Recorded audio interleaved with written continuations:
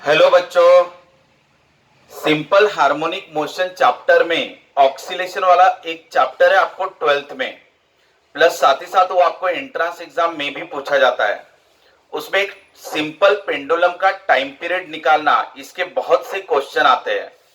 तो एक simple pendulum अगर आप ले रहे हो तो इसका टाइम पीरियड बताओ, इसकी फ्रीक्वेंसी बताओ, इसकी एंगुलर वेलोसिटी बताओ।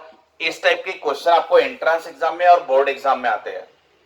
अब इसमें अलग अलग वेरिएशन कैसे आएंगे कि यही सिंपल पेंडुलम पे अगर चार्ज दे दिया जाए और इलेक्ट्रिक फील्ड अप्लाई की जाए तो टाइम पीरियड में क्या फर्क पड़ेगा, फ्रीक्वेंसी में और एंगुलर वेलोसिटी में, ये आपको निकालना है। अगर बेटा ये प्लस के जगह पर मैं माइनस चार्ज दे दूं तो क्या फर्क पड़ेगा, अगर मैंने इलेक्ट्रिक फील्ड इस तरफ ना देते हुए इस तरफ दी तो क्या फर्क पड़ेगा, इलेक्ट्रिक फील्ड हॉरिजॉन्टल ना लगाते हुए इलेक्ट्रिक फील्ड को मैंने वर्टिकल लगाया तो क्या फर्क पड़ेगा। इस टाइप से अलग अलग क्वेश्चन आएंगे। तो कभी मैं इलेक्ट्रिक फील्ड ऐसे लगाऊंगा, कभी मैं इलेक्ट्रिक फील्ड ऐसे अप्लाई करूंगा, कभी मैं इलेक्ट्रिक फील्ड ऐसे अप्लाई करूंगा, कभी मैं यहां पे प्लस चार्ज दूंगा तो कभी माइनस चार्ज दूंगा। तो एक ही सिंपल पेंडुलम पे अलग अलग टाइम पीरियड के क्वेश्चन बनते हैं। एंट्रेंस एग्जाम में बहुत से वेरिएशन आपको पूछे जाएंगे। इसके साथ ही अगर कोई लिफ्ट है और लिफ्ट में ये पेंडुलम है, अब ये पेंडुलम आपका ऑक्सीलेट हो रहा है, उसका टाइम पीरियड निकालो। लिफ्ट आपके ऊपर की तरफ जा रही तब क्या होगा, ऊपर एक्सलरेट होगी तब क्या होगा, ऊपर की तरफ रिटार्डेशन यानी ब्रेक लगेगा तब क्या होगा, अगर लिफ्ट कांस्टेंट स्पीड से जा रही तो क्या होगा, या नीचे की तरफ आएगी तब क्या होगा। अगर यही पेंडुलम अगर एक कार में रखा जाए, ये पेंडुलम कार में रख दिया और ये पेंडुलम ऑक्सीलेट हो रहा है तो इसका टाइम पीरियड निकालो। ये कार अगर सीधे एक्सलरेट हो रही तब क्या होगा, या सीधे रिटार्डेशन होगा या ब्रेक लगेगा तब क्या होगा। अगर यही कार अगर टर्निंग पे आ गई, ऐसे टर्न रोड से जा रही है तब टाइम पीरियड क्या क्या फर्क पड़ेगा। ये पेंडुलम अगर बहुत बड़ा ले लिया जाए, यानी ये अर्थ के रेडियस के कंपेरेबल ले लिया गया, अर्थ की रेडियस बहुत ज्यादा है 6400 किलोमीटर, अगर उतना बड़ा पेंडुलम ले लिया जाए तो टाइम पीरियड क्या होगा, उससे भी बड़ा रहा तो क्या होगा, उससे छोटा रहा तो क्या होगा। यही पेंडुलम को अगर हम लोग वाटर में रखेंगे और वाटर में उसको ऑक्सीलेट होने देंगे तब क्या फर्क पड़ेगा। यही पेंडुलम अगर एक ब्लॉक में रखा, जो ब्लॉक ऊपर से नीचे स्लाइड हो रहा है तब क्या फर्क पड़ेगा। ऐसे अलग अलग क्वेश्चन हम लोग आज डील कर रहे हैं, ठीक है बेटा। जैसे सिंपल पेंडुलम पे होता है वैसे स्प्रिंग के बारे में भी क्वेश्चन होते हैं। जैसे एक स्प्रिंग मास अटैच है उसमें क्या होगा, ऐसे बहुत से टाइम पीरियड और फ्रीक्वेंसी के क्वेश्चन है। नियरली 200 के करीब करीब टाइम पीरियड और फ्रीक्वेंसी पे वेरिएशन आते हैं। टाइम पीरियड और फ्रीक्वेंसी निकालना कोई एक चैप्टर से रिलेटेड नहीं है। टाइम पीरियड निकालने के क्वेश्चन फिजिक्स के सभी चैप्टर में आते हैं, वो इलास्टिसिटी रहे, फ्लूइड रहे, हीट एंड थर्मोडायनेमिक्स रहे, एसएचएम रहे, सर्कुलर मोशन रहे, ग्रेविटेशन रहे, फिजिक्स का कोई भी चैप्टर उठा लो, उन सभी चैप्टर में आप टाइम पीरियड फ्रीक्वेंसी के क्वेश्चन निकाल सकते हो। तो हम लोग ऐसे कम से कम 200 के करीब करीब क्वेश्चन डिस्कस करेंगे, ठीक है। आप ये 3-4 वीडियोस में मैं इनको ब्रेक कर दूंगा। आज कवर कर रहे हैं हम लोग सिंपल पेंडुलम के, बाद में लेंगे स्प्रिंग मास सिस्टम के, बाद में लेंगे सरफेस फ्लूइड में क्या हो रहा है वो, ऐसे अलग अलग टाइप्स में हम लोग इसको कवर करेंगे, ठीक है। तो स्टार्ट करते हैं हमारा आज का lecture, finding the time period, frequency and angular velocity of simple pendulum.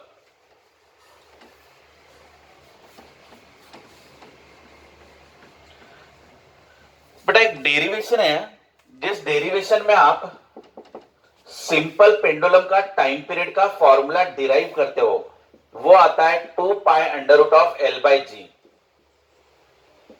इसके पहले मैंने एसएचएम पे ऑक्सीलेशन पे 3 वीडियोस ऑलरेडी सेंड किए हुए हैं, उसमें से थर्ड वीडियो में इसका डेरिवेशन आपको ऑलरेडी करके दिया हुआ है, ठीक है। आप वो डेरिवेशन देख सकते हो, अदरवाइज आप ये फॉर्मूला डायरेक्ट याद रख लो। अभी बेटा सबसे पहले बताओ टी यानी क्या, टी यानी टाइम पीरियड, टाइम पीरियड यानी क्या। अगर ये पेंडुलम को मैंने यहां से रिलीज किया, अब यहां से रिलीज करने के बाद ये यहां तक जाएगा और फिर यहां से वापस लौटेगा इसी जगह पर, तो उसमें जितना समय लगा उसी को टाइम पीरियड कहते हैं। Time time taken for one oscillation is the time period, यानी इस जगह से उसको हमने छोड़ा था और बाद में वो वापस लौट के यहीं पे आ गया, उसी पोजीशन पे वापस आ गया, तो उसमें जितना समय लगता है उसे टाइम पीरियड कहते हो। अब ये एल यानी क्या, लेंथ ऑफ पेंडुलम, ये जो पेंडुलम है उसकी length, length of pendulum. G यानी एक्सेलरेशन ड्यू टू ग्रेविटी, बेटा ये इफेक्टिव रहेगा, effective acceleration due to gravity. ये आप पहला पॉइंट याद रख लेना। अगर आपको टाइम पीरियड मिला तो आप फ्रीक्वेंसी निकाल सकते हो। फ्रीक्वेंसी यानी क्या रहता है हमेशा, 1 अपॉन टाइम पीरियड, ये फॉर्मूला याद रखना। तो फ्रीक्वेंसी का फॉर्मूला कितना आ जाएगा, 1/2 pi under root of g by L. यानी फ्रीक्वेंसी जो रहता है वो रेसिप्रोकल ऑफ टाइम पीरियड रहता है, तो टाइम पीरियड का रेसिप्रोकल ले लो, इसका रेसिप्रोकल ले लो, यानी 1/2 पाई कर दिया, इसको भी रेसिप्रोकल ले लो, जी बाय एल कर दिया, तो ये आ गया आपका फ्रीक्वेंसी। अब फ्रीक्वेंसी का मतलब क्या होता है, फ्रीक्वेंसी यानी एक सेकंड में ये कितनी बार ऑक्सीलेट होगा। जैसा आप घड़ी लगा लो बराबर, एक सेकंड का समय देना, एक सेकंड में अगर ये 2 बार घूम रहा होगा तो फ्रीक्वेंसी 2, अगर एक सेकंड में 10 बार घूमेगा तो फ्रीक्वेंसी 10। समझ में आ रहा है। आप ये भी कह सकते हो कि एक मिनट में कितने बार घूमता है, वो भी आप फ्रीक्वेंसी कह सकते हो। जनरली 1 सेकंड में लिया जाता, बट पर मिनट, पर आवर, इनको भी आप फ्रीक्वेंसी कह सकते हो। फ्रीक्वेंसी या number of oscillation in 1 second generally, ठीक है। तो ये आपका फ्रीक्वेंसी का आंसर मिलेगा। इसके बाद बेटा अगर एंगुलर वेलोसिटी निकालने के लिए कहा, या एंगुलर फ्रीक्वेंसी या एंगुलर वेलोसिटी, ओमेगा यानी क्या, 2 पाई एफ। एंगुलर वेलोसिटी का फॉर्मूला आपको याद रहना चाहिए, दैट इज 2 पाई एफ। अब ये 2 पाई हो गया और ये फ्रीक्वेंसी का फॉर्मूला हो गया अपना। अब ये फ्रीक्वेंसी का formula 1/2 pi under root of g by L हो गया, ये वाला फॉर्मूला। 2 पाई कैंसिल हो जाएगा तो under root of g by L मिलेगा, तो ये क्या हो गया आपका ओमेगा। अब आपको हर एक क्वेश्चन में यही अप्लाई करना है कि टाइम पीरियड निकालो, फ्रीक्वेंसी निकालो, ओमेगा निकालो, इसी प्रोसीजर को आपको फॉलो करते रहना है। अगर आपको टाइम पीरियड मिल गया तो कभी भी आपको फ्रीक्वेंसी आसानी से मिलेगी रेसिप्रोकल करके, और ओमेगा यानी क्या, ये वाला आपका पार्ट जो रहते जाएगा वो ओमेगा रहते जाएगा, ठीक है। अब हम इसके वेरिएशन लेते हैं।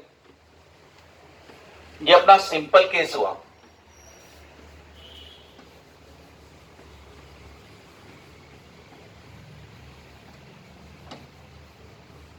अब देखो बेटा,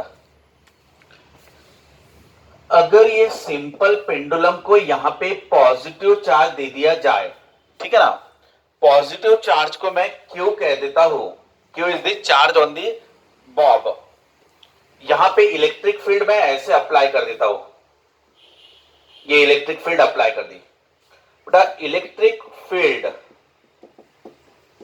intensity is represented by E. Electric field intensity उस जगह पर जो रहेगी वो ई।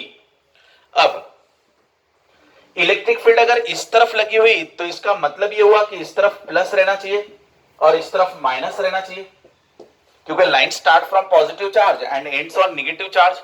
तो इलेक्ट्रिक फील्ड आपके प्लस से स्टार्ट होकर माइनस पे जाती है ऐसे। अब इस इलेक्ट्रिक फील्ड में ये चार्ज को रखा हुआ है, तो इसके ऊपर क्या एक्ट होगा, फोर्स एक्ट होगा। प्लस प्लस को रिपेल करेगा, प्लस माइनस अट्रैक्ट करेंगे तो फोर्स इस तरफ एक्ट होगा। और the force acting on the charge Q by the electric field, उसका ये फॉर्मूला रहेगा, ठीक है। ये फॉर्मूला किस चीज का है, force acting on the charge Q by the electric field, तो ये इस तरफ आ गया। अब आप देखो, ये जो प्लस चार्ज था इसके ऊपर क्यू ई नाम का फोर्स इस तरफ एक्ट हो रहा है, और इस तरफ जो एक्ट हो रहा है वो बॉडी का वेट mg। बॉडी का वेट mg हमेशा नीचे एक्ट होता है, वर्टिकली डाउनवर्ड ग्रेविटेशनल फोर्स। ये आपने ऐसे लिया तो mg नाम का फोर्स नीचे एक्ट होता है, और यहाँ पे इलेक्ट्रिक फील्ड चार्ज पे फोर्स एक्ट कर रहा है क्यू ई। इतना समझा आपको। अब अगर मुझे एक्सेलरेशन चाहिए होगा तो एक्सेलरेशन यानी force upon mass, Newton second law, Newton laws of motion में 3 लॉज है, तो एक्सेलरेशन यानी क्या रहता है, फोर्स अपॉन मास रहता है ना हमेशा। तो ये हो गया अपना फोर्स, इसको अगर मास से डिवाइड कर दो तो एक्सेलरेशन आ जाएगा। ये अपना फोर्स, फोर्स को मास से डिवाइड कर दो तो एक्सेलरेशन आ जाएगा। क्लियर इतना। तो ये मैंने क्या बना दिया, एक्सेलरेशन अलोंग हॉरिजॉन्टल, ये एक्सेलरेशन अलोंग वर्टिकल।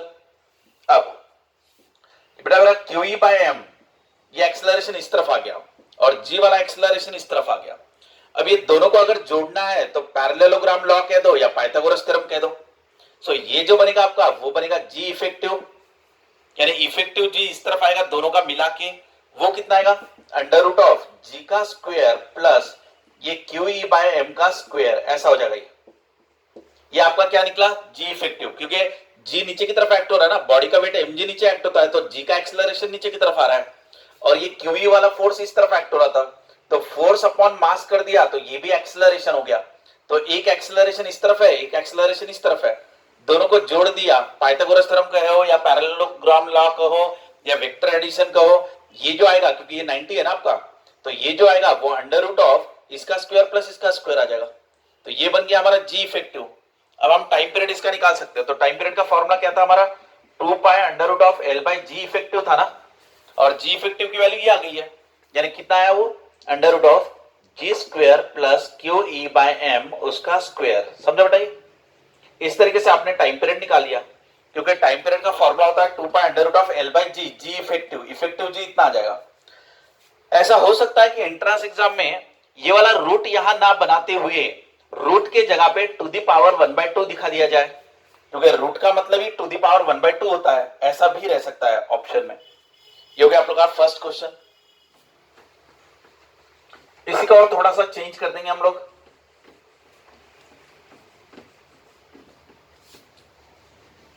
अगर बेटा यही क्वेश्चन में अगर ये प्लस चार्ज ना देते हुए उसकी जगह माइनस चार्ज दे दिया मान लो, तो भी आपके आंसर में कोई फर्क नहीं पड़ेगा, ठीक है ना।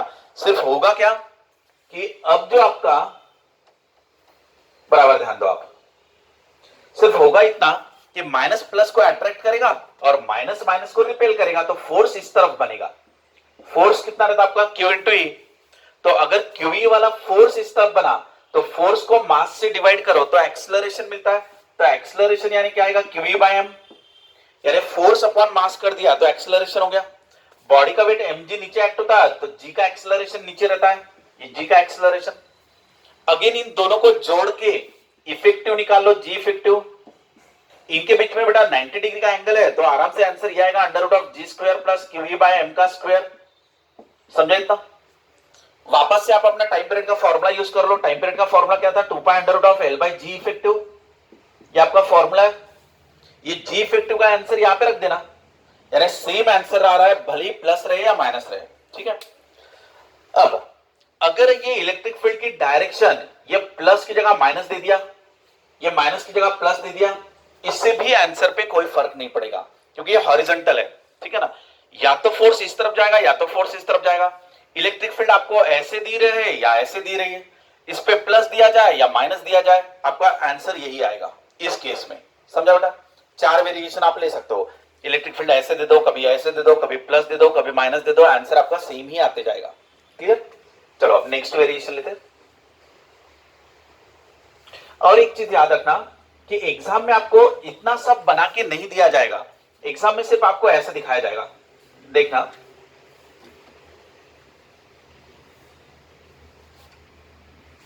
एग्जाम में सिर्फ यही दिया रहेगा कि इसके ऊपर चार्ज है और इलेक्ट्रिक फील्ड इस तरफ है, बस इतना दिया रहेगा। या तो ऐसा लिखा रहेगा कि electric field is along the horizontal line, तो आपको समझ लेना है हॉरिजॉन्टल बोल तो ऐसा आएगा, किस तरफ फोर्स एक्ट होगा ये आपने जज कर लेना है। अब नेक्स्ट क्वेश्चन लेते हैं। अब अगर मैंने इलेक्ट्रिक फील्ड ऐसे दे दी वर्टिकल, ठीक है ना, और ये चार्ज दे दिया आपको प्लस, अब आप देखो ना, अब वापस इसके ऊपर फोर्स एक्ट होगा, क्योंकि इलेक्ट्रिक फील्ड अगर ऐसे है तो इसका मतलब ये हुआ कि इस तरफ प्लस है और इस तरफ माइनस है, ये इसका मतलब हुआ, because electric line start from positive ends on negative, ये ऐसा आता है। ये आपकी इलेक्ट्रिक फील्ड ऐसे बनेगी। समझा बताइए। अब ये प्लस प्लस को रिपेल करेगा, माइनस अट्रैक्ट करेगा, तो फोर्स ऊपर की तरफ जाएगा ना अभी, और जो ये फोर्स रहता है वो कितना रहता है अपना क्यू इंटू ई, और फोर्स को अगर मास से डिवाइड कर दो तो एक्सेलरेशन आ जाता, और नीचे में तो है mg नाम का फोर्स, तो एक्सेलरेशन है g। समझ में आया इतना। अब g वाला बड़ा रहेगा इसके कंपैरिजन में, तभी तो वो ऑक्सीलेट होगा, अदरवाइज वो तो ऊपर चला जाएगा सीधा। तो अब मुझे टाइम पीरियड निकालना है। टाइम पीरियड का फॉर्मूला क्या है, 2 pi under root of L by g effective है। अब आप एक बताओ, एक नीचे एक ऊपर है, तो जी इफेक्टिव तो आराम से निकाल पाओगे आप। जी इफेक्टिव यानी क्या आ जाएगा, ये माइनस ये, क्योंकि एग्जैक्ट अपोजिट है ना, ये नीचे खींच रहा है ये ऊपर खींच रहा है, तो आप माइनस कर दो, यानी g minus Q E by M, ये हो गया आपका g इफेक्टिव। इस g इफेक्टिव को आप यहां पे रख दो, आपका टाइम पीरियड आ जाएगा। यानी टाइम पीरियड का फॉर्मूला क्या आ जाएगा, 2 pi under root of L by g effective की जगह पर Q g minus Q E by M. समझा बेटा, ये आपका टाइम पीरियड का फॉर्मूला आ गया। अब इसमें ये भी हो सकता है कि ये प्लस की जगह पर मैं माइनस दे दूं। अगर मैंने प्लस की जगह माइनस दे दिया तो क्या फर्क पड़ेगा देखना। अगर मैंने प्लस की जगह माइनस दे दिया तो माइनस माइनस को रिपेल करेगा, प्लस अट्रैक्ट करेगा तो फोर्स नीचे एक्ट होगा भी। यानी इस बार जो है वो ऐसा हो जाएगा बेटा, बॉडी का वेट mg तो हमेशा ही नीचे एक्ट होता है, g तो हमेशा ही नीचे एक्ट होता है। अब ये माइनस ऊपर हो गया क्योंकि मैंने इलेक्ट्रिक फील्ड की डायरेक्शन अभी चेंज कर दी, ये ऐसा। तो बेटा पूरा क्वेश्चन ही मैं वापस से लिख के दे देता हूं आपको।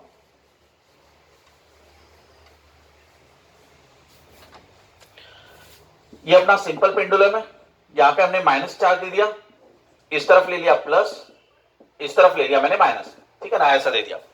तो इलेक्ट्रिक फील्ड की डायरेक्शन वही लिया है मैंने, ये सेम डायरेक्शन में लिया है, ठीक है। लेकिन किया क्या है, यहां पे सिर्फ अब माइनस चार्ज दे दिया, तो ये प्लस माइनस को अट्रैक्ट करेगा, माइनस माइनस को रिपेल करेगा, तो फोर्स इस तरफ एक्ट होगा, ठीक है। तो फोर्स कितना रहता अपना Q इंटू ई। फोर्स को अगर मास से डिवाइड कर दो तो एक्सेलरेशन आ जाता, ठीक है। बॉडी का वेट mg नीचे ही एक्ट होता है, तो g का भी एक्सेलरेशन नीचे ही है। अब ये दोनों के दोनों फोर्स एक ही तरफ आ गए, दोनों के दोनों एक्सेलरेशन एक ही तरफ आ गए, तो एक्सेलरेशन को जोड़ दोगे, और एक्सेलरेशन को अगर जोड़ दिया तो यहां पे प्लस ले लिया। समझा इतना? ये आसानी से सॉल्व कर लोगे आप लोग। Next question.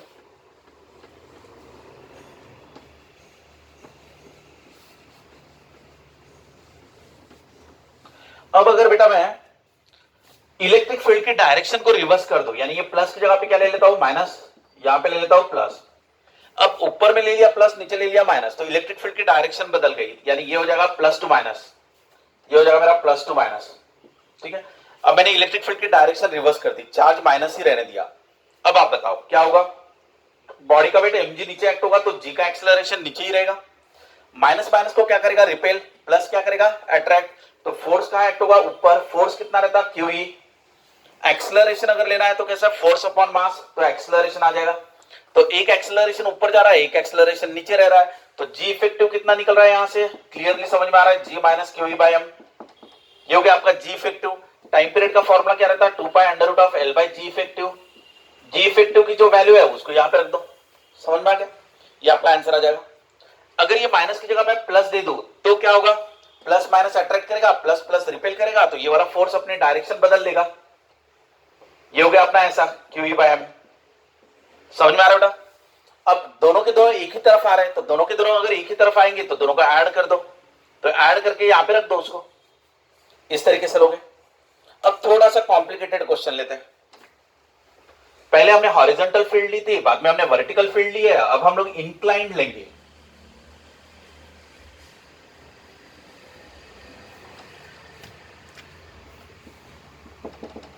बेटा ये हमारा सिंपल पेंडुलम प्लस ले लिया, अब मैंने क्या किया, इलेक्ट्रिक फील्ड को ऐसे दे दिया, ये ऐसे 60 डिग्री का एंगल बनाया हॉरिजॉन्टल के साथ। अगर ये मेरा हॉरिजॉन्टल लाइन है तो उसके साथ मैं 60 डिग्री का एंगल बना रहा हूं, ये ऐसे। तो मेरी प्लस चार्ज यहां पर है और ये माइनस की तो भी यहां होगी दूर, तो मेरी इलेक्ट्रिक फील्ड ऐसे अप्लाई की हुई है, ठीक है ना। तो ये प्लस प्लस को क्या करेगा, रिपेल, माइनस क्या करेगा, अट्रैक्ट, तो फोर्स इस तरफ एक्ट होगा। फोर्स क्या रहता है अपना, क्यू इंटू ई, चार्ज इंटू इलेक्ट्रिक फील्ड। इसको मास से डिवाइड कर दो तो एक्सेलरेशन आ जाता, फोर्स अपॉन मास करो तो एक्सेलरेशन आ गया। जी कहां पर एक्ट होता बेटा, नीचे की तरफ एक्ट होता जी। अब मुझे जी इफेक्टिव निकालना है, तो ये एंगल कितना बनेगा, 120 डिग्री, क्योंकि ये 90 बनेगा ना यहां से यहां तक का।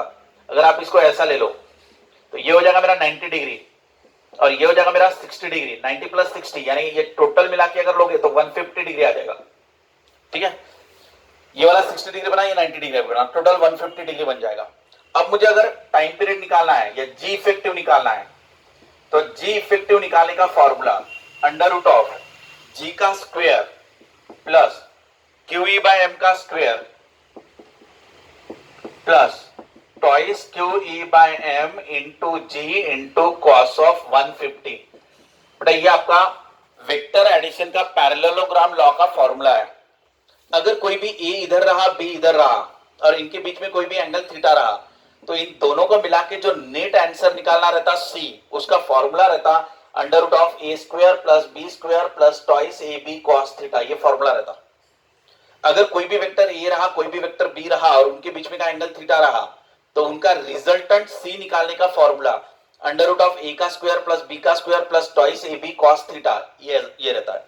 तो यहां पे ऐसे क्या, ये जी इस तरफ है, ये इस तरफ है, तो हमने जी इफेक्टिव कैसे निकाला, अंडर रूट ऑफ इसका स्क्वायर प्लस ट्वाइस ये इंटू कॉस ऑफ 150, उनके बीच में का एंगल ये ले लो, इससे आपका जी इफेक्टिव आ जाएगा और जी इफेक्टिव को आप पुटअप कर देना, कॉस 150 की वैल्यू आपको निकालते आना चाहिए, इसको कॉस 90 प्लस 60 कर देना, या तो आपको कॉस का ग्राफ पता चाहिए, यहां से भी कॉस 150 की वैल्यू आप ले सकते हो। अब देखना बेटा नेक्स्ट, अब अगर मैंने फील्ड में डायरेक्शन चेंज कर दी, ये प्लस की जगह पे क्या ले लिया मैंने माइनस, यहां पे क्या ले लिया मैंने प्लस, ठीक है ना, अब क्या हो जाएगा, अब ये डायग्राम कैसे बनेगी देखना,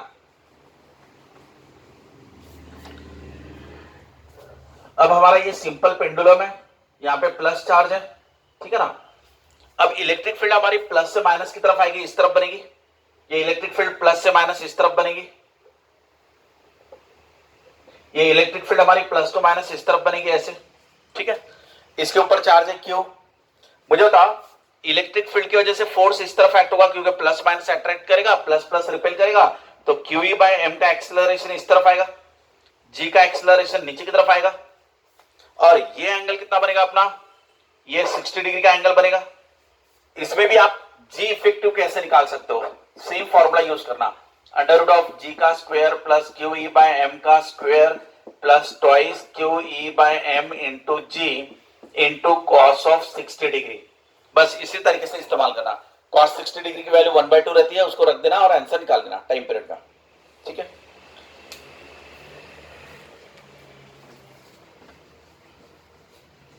बेटा ये लिया हमने इलेक्ट्रिक फील्ड के रेफरेंस में,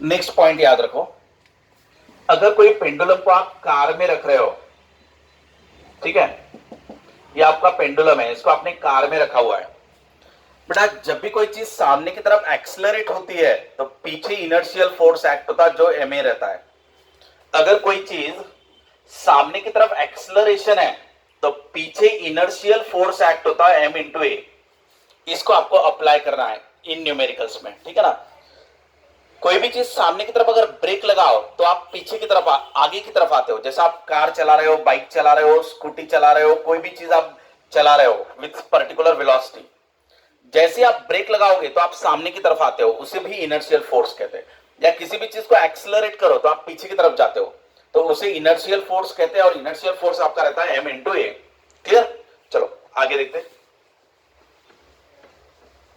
अब बेटा अगर ये कार कोई सामने की तरफ एक्सेलरेट हो रही, मान लो ये एक्सेलरेशन सामने की तरफ है, तो जैसे कोई चीज आगे एक्सेलरेट होती है तो इनर्शियल फोर्स एम ए पीछे एक्ट होता, ठीक है, और बॉडी का वेट एम जी कहां पर एक्ट होता है, डाउनवर्ड डायरेक्शन में।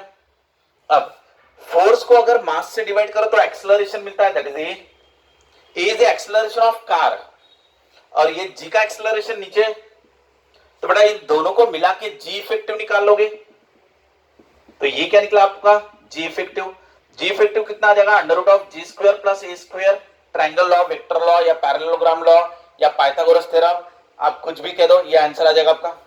टाइम पीरियड का फॉर्मूला क्या रहता है, 2 pi under root of L by g effective, g effective की जगह पे ये रख दो, यानी under root of g square plus A square हो जाएगा, ये समझा इतना।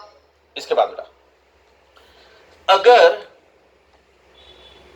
ये सामने एक्सेलरेट ना होते हुए सामने की तरफ रिटार्डेशन आ रहा है या तो ब्रेक लग रहा है, अगर सामने की तरफ जाते जाते ब्रेक लगाया तो फोर्स सामने की तरफ एक्ट होगा, तो एम ए आपका सामने की तरफ एक्ट होगा, तो इस समय क्या हो जाएगा, ए इस तरफ हो गया, जी इस तरफ हो गया, तो वापस से आपका जी इफेक्टिव उतना ही निकलेगा जो ये निकला था, वापस से आपका आंसर सेम ही आएगा। कार आपकी आगे जाने दो, पीछे जाने दो, आगे जाके ब्रेक लगने दो या आगे एक्सेलरेट होने दो, हर समय आपका आंसर यही आएगा, क्योंकि या तो ऐसे ही डायग्राम बनेगी, जी ए ऐसा बनेगा या तो जी ए ऐसा बनेगा, तो सेम ही आपका आंसर आता जाएगा हर बार, ठीक है। नेक्स्ट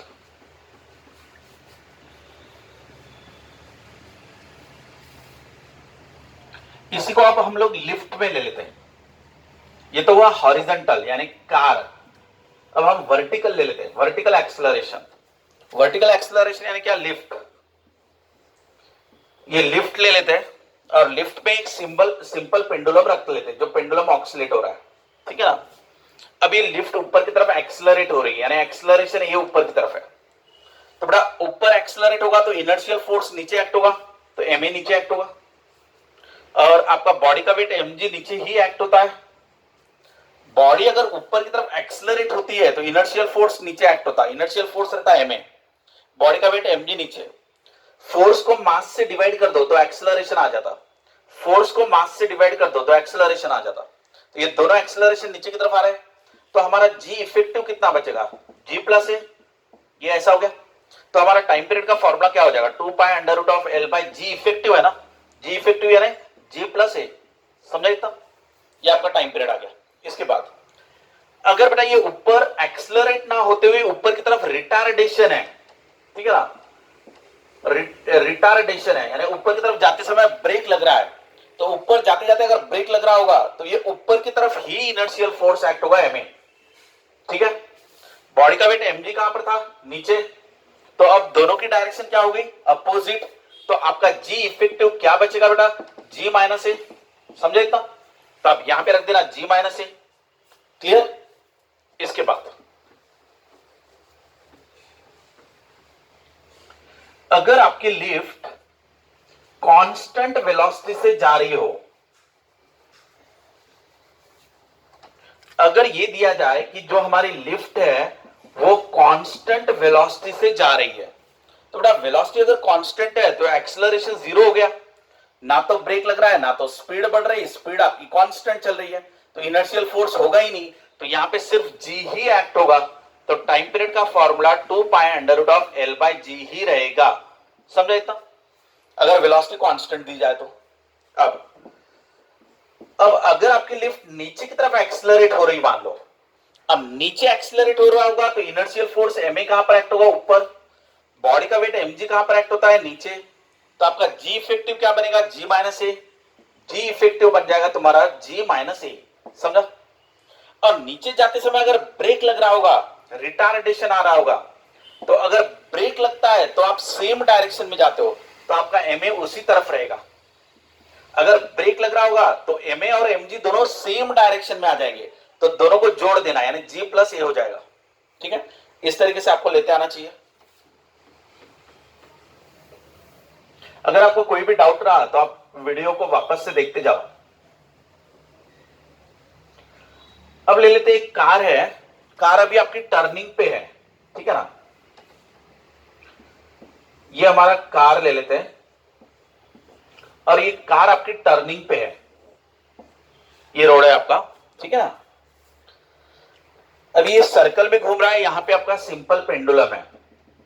अब बताओ बेटा, जैसे ही हमारी कार एक्सलर ये होगी, टर्न पे घूमेगी, तो कोई भी चीज अगर सर्कल में घूमती है तो बाहर एक्ट होता सेंट्रीफ्यूगल फोर्स। आप कार में बैठे हो, आपकी कार सीधे जा रही, तब तक कुछ नहीं होता, लेकिन जैसे ही कार ऐसे टर्न लेती है तो हम लोग ऐसे बाहर की तरफ खींचे जाते हैं, उसे कहते हैं सेंट्रीफ्यूगल फोर्स, जो रहता है एमवी स्क्वायर अपॉन आर। ये आप पढ़ लेते हो पहले ही, ठीक है ना। जब भी कोई चीज सर्कल में घूमे तो बाहर एक्ट होगा सेंट्रीफ्यूगल फोर्स, जो रहेगा एमवी स्क्वायर अपॉन आर। और बेटा बॉडी का वेट mg नीचे एक्ट होता है, ठीक है ना। अभी मैंने कहा था हमें फोर्स नहीं चाहिए, हमें क्या चाहिए, एक्सेलरेशन। तो फोर्स को मास से डिवाइड कर दो तो एक्सेलरेशन, फोर्स को मास से डिवाइड कर दो तो एक्सेलरेशन, तो ये एक्सेलरेशन हो गया हमारा, ठीक है। अब हमें क्या चाहिए, जी इफेक्टिव। तो जी इफेक्टिव कैसे निकालोगे, अंडर रूट ऑफ इसका स्क्वायर प्लस इसका स्क्वायर, यानी जी का square plus V square by R का स्क्वायर। सेंट्रीफ्यूगल फोर्स का और एक फॉर्मूला आर ओमेगा स्क्वायर भी ले सकते हो आप, एक्सेलरेशन, सेंट्रीफ्यूगल एक्सेलरेशन। आप यहां सेंट्रीपिटल कहो तो भी चलेगा, सेंट्रीफ्यूगल कहो तो भी चलेगा। सेंट्रीपिटल बोले तो अंदर की तरफ आएगा, सेंट्रीफ्यूगल बाहर की तरफ आएगा, बट फाइनली आंसर ऐसे ही आएगा, आपका सेम ही आंसर आएगा, ठीक है। तो यहां पर G square plus V square by R का स्क्वायर ऐसा भी आप लिख सकते हो, या इसकी जगह पर आप आर ओमेगा स्क्वायर भी लिख सकते हो, उसका स्क्वायर। टाइम पीरियड का formula 2 pi under root of L by G ले लेना, ये जी इफेक्टिव की जगह पे ये पूरा का पूरा रख देना, क्लियर। नेक्स्ट,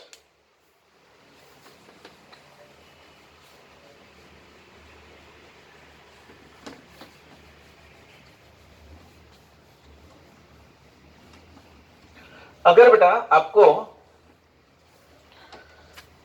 अब ये अर्थ दे दिया, अर्थ का रेडियस है मान लो आर, अर्थ का रेडियस 6400 किलोमीटर होता है, ये बहुत बड़ी वैल्यू है 6400 किलोमीटर।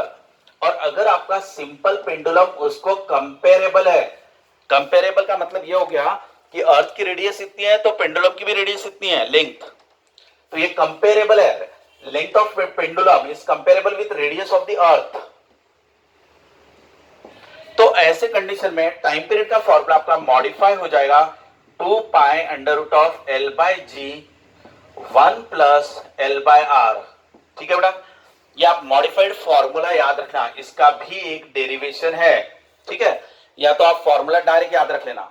अब एक चीज, अगर मैं ये कहूं कि L is very very less than R, यानी मैंने क्या कह दिया कि पेंडुलम छोटा सा ही है, यानी पेंडुलम छोटा ले लिया, ठीक है ना, तो पेंडुलम की लेंथ अगर छोटी ले ली तो ये वाला छोटा हो गया, तो इसको निग्लेक्ट कर दो। अगर लेंथ ऑफ पेंडुलम छोटा है तो ये हट जाएगा आपका, तो फॉर्मूला क्या बचेगा, T equal to 2 pi under root of L by G, जो आपका रेगुलर फॉर्मूला था वही आ गया। क्योंकि ये एल बहुत ही छोटा है आर के कंपैरिजन में, तो ये इसका आंसर 0 आ जाएगा। और ये अगर 0 आ गया तो ये 1 बचा, सिर्फ 1 इंटू जी, जी यानी इतना आंसर आ जाएगा। ठीक है, ये पहला केस। सेकंड, अगर मैं ये कहूं कि L is very very greater than R, अब मैंने चेंज कर दिया, ठीक है ना। नेक्स्ट क्वेश्चन, अगर आपका लेंथ ऑफ पेंडुलम बहुत ही ज्यादा है, यानी लेंथ ऑफ पेंडुलम इससे भी ज्यादा है, ये ऐसा, ठीक है बेटा। अब मैंने length of pendulum is very very greater then the radius of earth, ऐसा ले लिया। अब ये वाला बहुत छोटा हो गया और ये वाली वैल्यू बहुत बड़ी हो गई, तो 1 के कंपैरिजन में ये वैल्यू बड़ी हो जाएगी, तो इसी को आप रखोगे, ठीक है, और 1 को आप हटा दोगे, तो टाइम पीरियड का formula 2 pi under root of L by g into L by R. एक मिनट, बराबर ध्यान देना, मैंने कहा L is very very greater than R, तो एल की वैल्यू बहुत ज्यादा है आर के कंपैरिजन में, तो ये वैल्यू बहुत बड़ी आएगी, यानी ये आ जाएगा आपका 100 आ जाएगा, 1000 आ जाएगा, 2000 आ जाएगा, 5000 आ जाएगा, और उसमें अगर 1 मिला दो तो कोई फर्क नहीं पड़ेगा, यानी 5000 कहो या 5001 कहो, दोनों एक ही होता है, तो आप ये 1 को निग्लेक्ट कर दे रहे हो, यानी 1 को अगर आपने निग्लेक्ट कर दिया तो सिर्फ एल बाय आर बचा, जो यहां लिखा हुआ है। अब एल एल कैंसिल हो गया मेरा, तो टाइम पीरियड का फॉर्मूला क्या बन गया, 2 pi under root of R by G, क्योंकि ये आर ऊपर चला गया, समझा, तो ये आर बाई जी बन गया मेरा। तो ये कब हुआ, जब length of pendulum is very greater then the radius of the अर्थ। ठीक है, नेक्स्ट क्वेश्चन, अगर ऐसा दे दिया जाए कि if L equal to R, if L equal to R, दोनों को सेम दे दिया जाए, अगर ये दोनों सेम दे दिया जाए तो आर आर कैंसिल हो जाएगा, तो 1 बचेगा, 1 प्लस 1 क्या हो जाएगा, 2 हो जाएगा, यानी टाइम पीरियड क्या मिलेगा हमें, 2 pi under root of L by 2 g. समझ में आ रहा है बेटा, ये आपका टाइम पीरियड हो जाएगा, क्योंकि मैंने एल और आर दोनों को इक्वल कह दिया ना, अगर इक्वल रहा तो ये दोनों कैंसिल हो जाएगा, तो यहाँ पे बचेगा 1, आर आर कैंसिल होगा, या तो एल एल कैंसिल